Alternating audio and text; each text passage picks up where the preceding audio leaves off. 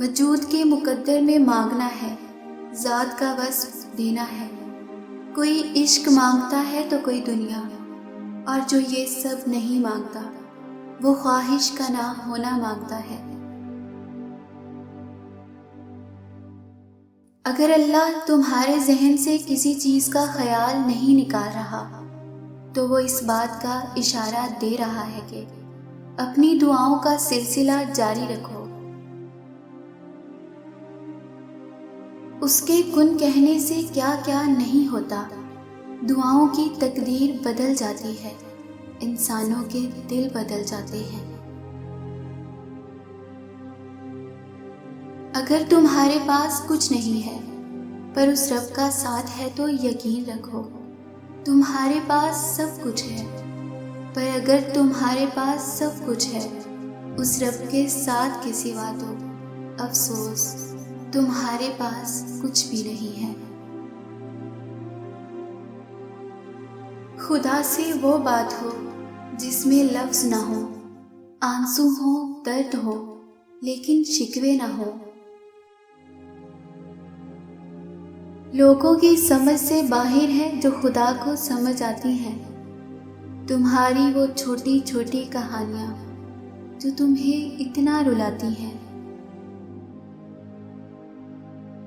جن کو وہ اپنی بارگاہ میں جھکانا چاہتا ہے وہی اس کے سامنے جھک پاتے ہیں۔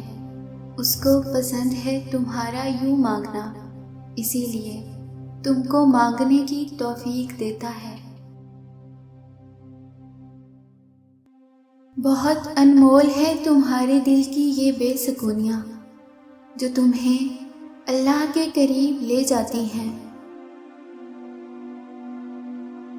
میں خدا اور انسان کے بارے میں آج تک بس اتنا ہی جان پایا ہوں کہ مجھے جب بھی خدا کی ضرورت پڑی اس نے انسان کا روپ دھار لیا، اور جب جب مجھے انسان سے کام پڑا وہ خدا بن بیٹھا۔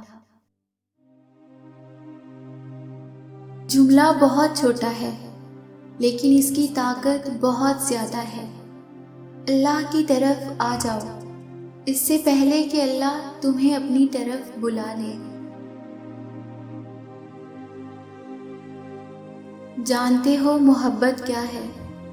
وہ سارا دن ہمارے گناہ دیکھتا ہے، ہماری نافرمانیاں دیکھتا رہتا ہے، اور صبح اپنے ہی فرشتوں کے ہاتھوں ہمارا رزق بھیجتا ہے۔